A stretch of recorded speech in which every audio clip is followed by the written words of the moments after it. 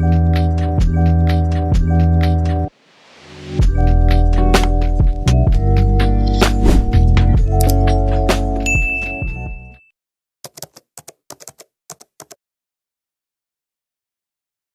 was not a traditional college student.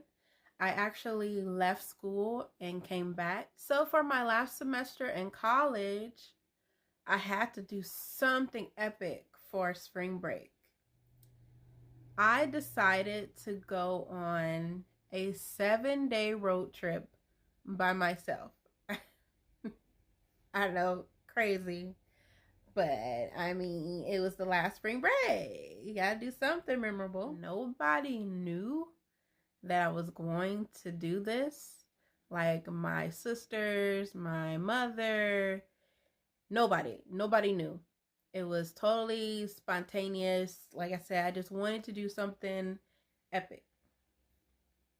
My first stop was to see my sister in Charlotte, North Carolina.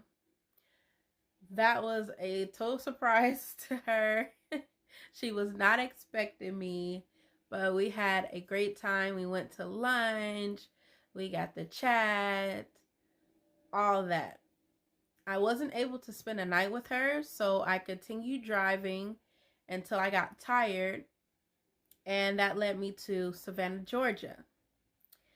Now, here's where things get interesting.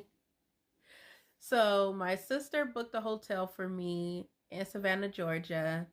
It was pretty late.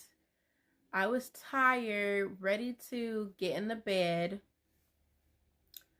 When I got to the room, there were some red flags. One, I went to the bathroom, the toilet didn't flush.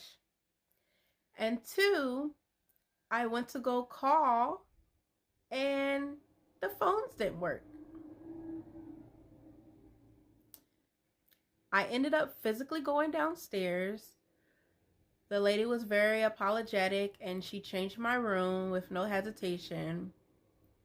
But I get to the other room and the door did not close, lock, shut.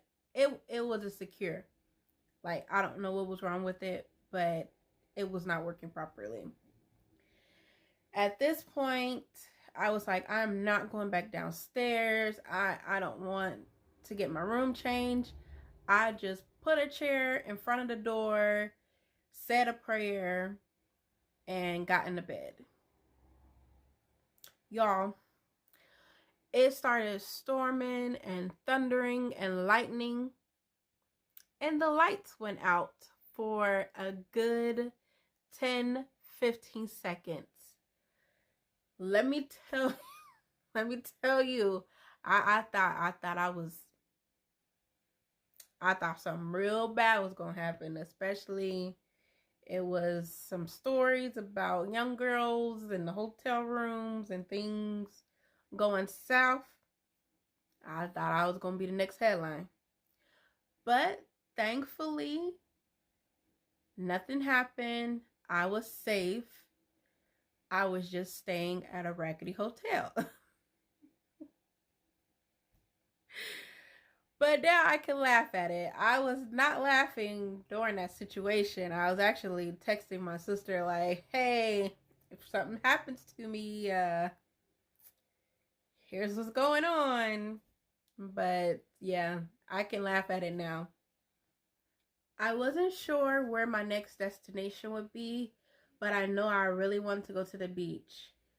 I also had Miami, Florida on my bucket list. Though once I looked at the distance from Savannah, I said, nah, maybe I shouldn't. That amount of driving, solo traveling, I don't think that's a good idea. So I looked and saw the next closest city of my interest was Daytona Beach. I didn't know much about it. I've heard people go there for spring break or, for the racetrack. I just wanted to go to the beach. Again, nobody knew about this trip and what I was doing. So I did not tell anybody until I crossed that Florida border.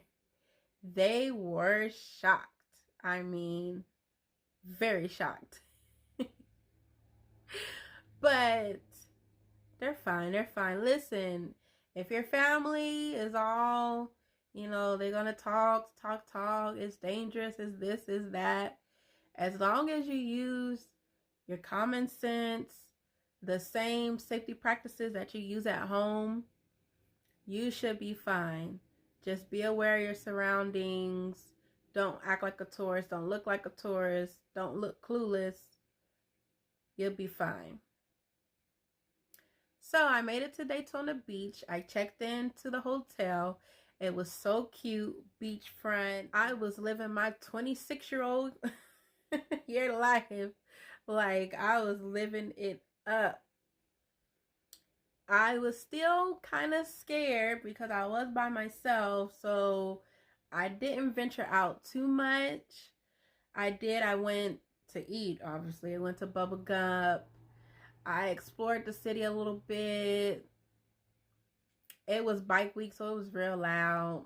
I didn't really like that. I probably wouldn't go again during bike week. Unless, if you're a motorcycle enthusiast, check out Daytona Beach for bike week. I did not like it.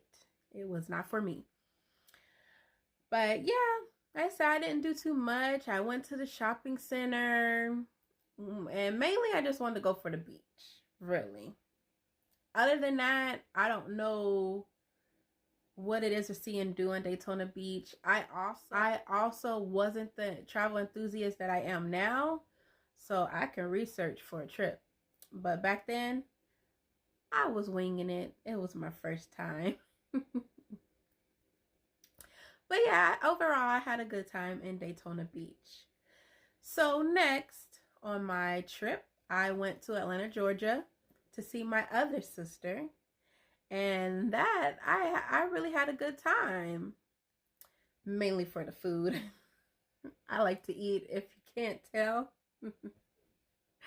So in Atlanta, me and my sister, we went to this restaurant, Greens and Gravy. We had a whole spread of Southern food. Man, I tell you, just think about it. It makes my mouth water. It was so good. And then we went to the Body Museum. It was kind of weird, but informative at the same time. We also went to Varsity and had burgers and fries. It's good to hang out with my sister. I haven't seen her in a while. She was new to Atlanta, so just to be with her was really nice. Lastly, I stopped in Clarksville, Tennessee to see my great aunt. Again, that was another time.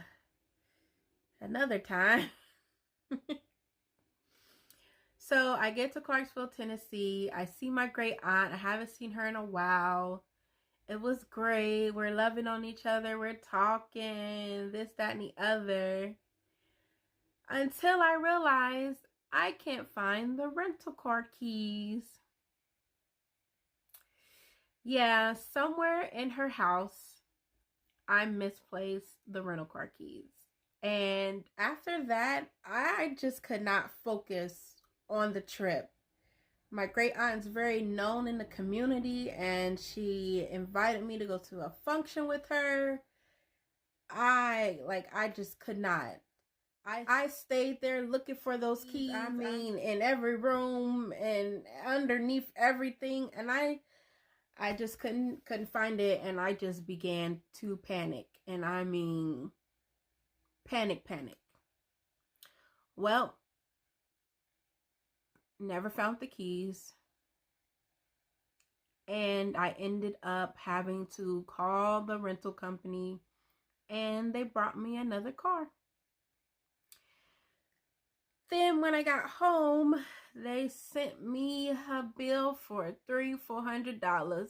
And let me tell you, as a recent, not even recent, I didn't even graduate that. As a struggling college student who hadn't graduated yet, that was a lot of money. In the end, my mom and my great aunt gave me money to help me pay for the key replacement. Now, what the kicker is, maybe about a month later, my little cousin's baby found the keys. But it was too late because we already paid the fine. Anyways, that is the story of the time I took a 7-day road trip solo.